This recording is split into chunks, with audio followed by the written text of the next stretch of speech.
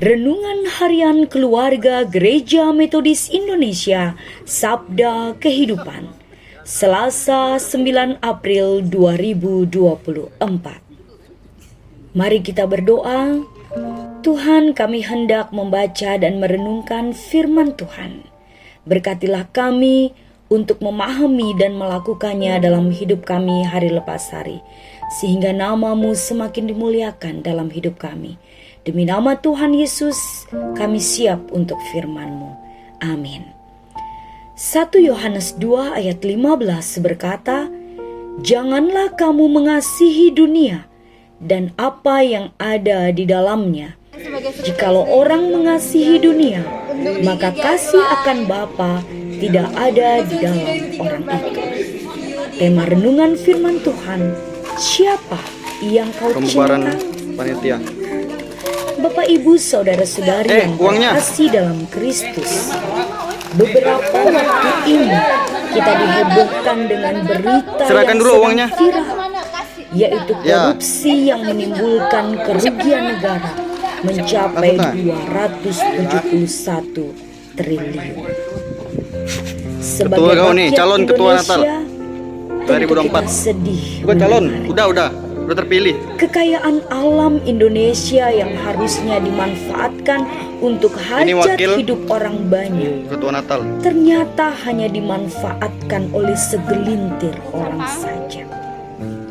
Pasti kita berpikir, kok tega ya? Sementara di luar sana banyak orang yang hidup dalam kekurangan. Bagi orang yang mencintai dirinya, keluarga, dan dunianya sendiri, tentu apa saja bisa dilakukan tanpa memikirkan orang lain.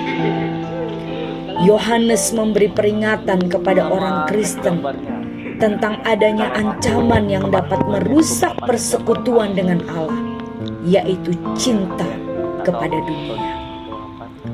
Dunia yang dimaksud di sini bukan planet bumi yang kita tinggali atau manusia yang tinggal di dalamnya, melainkan semua hal yang bertentangan dengan Allah. Sangat disayangkan jika manusia hanya fokus kepada dunia dan mencintai dunia ini. Sebab dunia dan segala keinginannya tidak berasal dari Allah, maka orang yang mencintai dunia pasti tidak mencintai Allah. Apa itu cinta akan dunia? Yohanes mencatat bahwa cinta kepada dunia yaitu mengikuti keinginan daging, keinginan mata, dan keangkuhan hidup.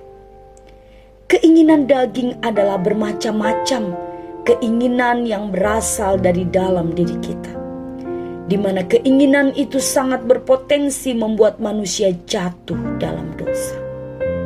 Contohnya, kita menginginkan gaya hidup mewah, glamor, ingin memiliki barang-barang branded, dan untuk memenuhi kebutuhan tersebut, akhirnya kita korupsi karena penghasilan tidak cukup.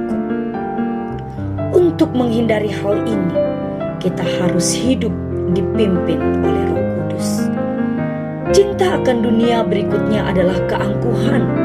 Keangkuhan adalah menghargai diri secara berlebih-lebihan dan memandang orang lain lebih rendah dari diri sendiri. Ketika kita memiliki suatu kelebihan dibanding orang lain, baik itu harta atau keahlian, maka dosa keangkuhan diam-diam akan menyelinap dalam diri kita. Keangkuhan akan membutakan mata rohani kita, membuat kita lupa bahwa berkat yang kita dapat itu semua berasal dari Allah. Allah sangat membenci keangkuhan, tetapi Ia mengasihi orang yang rendah hati. Untuk itu, ketika kita mendapat berkat baik itu materi atau keahlian, bersyukur kepada Tuhan dan pakailah itu untuk kemuliaan Tuhan. Sikap-sikap keinginan daging di atas bukanlah berarti dari Allah.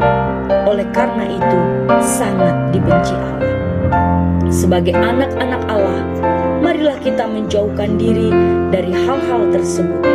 Karena buat apa kita memiliki dunia dengan segala kemegahannya, tapi kehilangan kasih karunia Allah. Amin.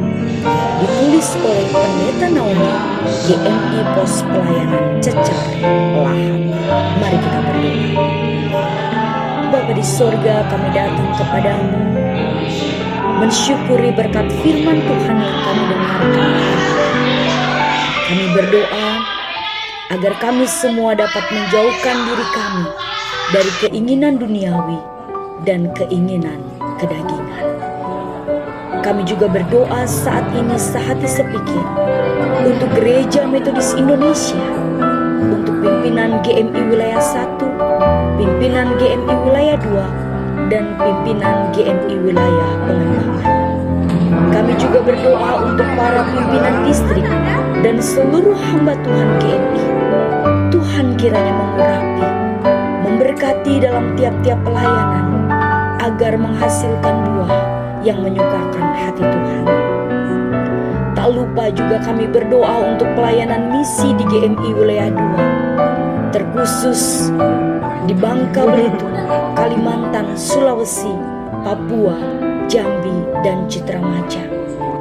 Kami berdoa untuk para hamba Tuhan di pos misi GMI dan para misionaris yang sedang melayani di GMI.